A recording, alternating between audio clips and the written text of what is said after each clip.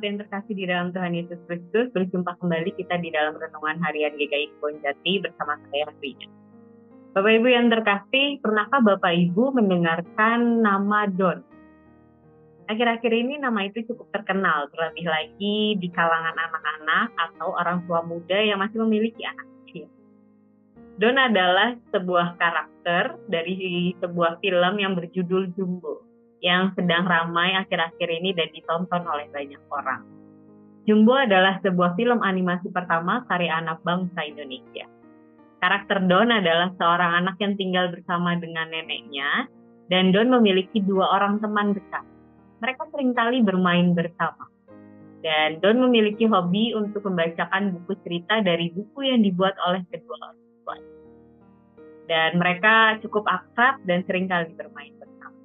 Akan tetapi, satu kali pertemanan mereka sampai di satu titik mengalami sebuah permasalahan yang membuat mereka sedikit berdebat. Mereka saling memberikan pendapat, dan kedua teman Don ini selalu mendengarkan apa yang dikatakan oleh Don. Namun, ternyata Don sulit dan mungkin bahkan tidak mau mendengarkan pendapat dari teman-temannya.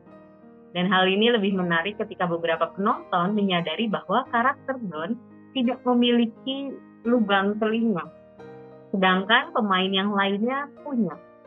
Setelah dikonfirmasi kepada pembuat film, hal ini memperlihatkan bahwa tidak adanya lubang kuping pada karakter Don, itu mempertegaskan bahwa Don memiliki kesulitan untuk mendengarkan pendapat orang lain dan hanya ingin menjadi seseorang yang didengarkan selalu. Kemudian menjadi pertanyaan buat kita, apakah kita pernah mendengarkan cerita seseorang seperti Don? Atau bertemu dan berhadapan langsung dengan seseorang seperti Don? Atau bahkan kita sendiri yang mirip seperti karakter Don? Tentu menjadi seseorang yang hanya mau didengar dan tidak mau mendengarkan adalah salah satu hal yang paling tidak menyenangkan. Terkadang kita sibuk menyampaikan pendapat, membela diri, atau memberikan nasihat, tetapi lupa bahwa setiap orang juga butuh untuk dimengerti. Ketika 2 orang berbicara, tetapi ada yang tidak mendengar, maka sesungguhnya tidak ada komunikasi yang terjadi.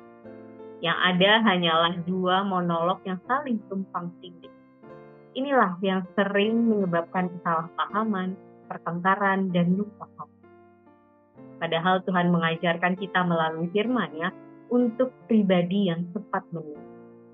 Mendengar bukan sekedar membiarkan suara masuk ke telinga, tetapi melibatkan hati. Mendengar dengan empati, dengan niat untuk mengerti, bukan hanya untuk membantu. Yesus sendiri adalah teladan sempurna dalam hal ini. Dia mendengarkan banyak hal yang kita sampaikan dari hari ke hari. Bukankah kita pun dipanggil untuk meneladaninya? Dan kita saat ini diingatkan melalui bacaan yang diambil dari Yakobus 1 ayat yang ke-19. Cepatlah untuk mendengar, tetapi lambat untuk berkata-kata, dan juga lambat. Menjadi pertanyaan refleksi buat kita hari ini. Apakah aku sungguh menjadi pendengar yang baik bagi orang-orang sekitarku? Apakah aku lebih sering ingin dimengerti daripada berusaha mengerti? Selamat berefleksi untuk kita semua. Tuhan Yesus memberkati.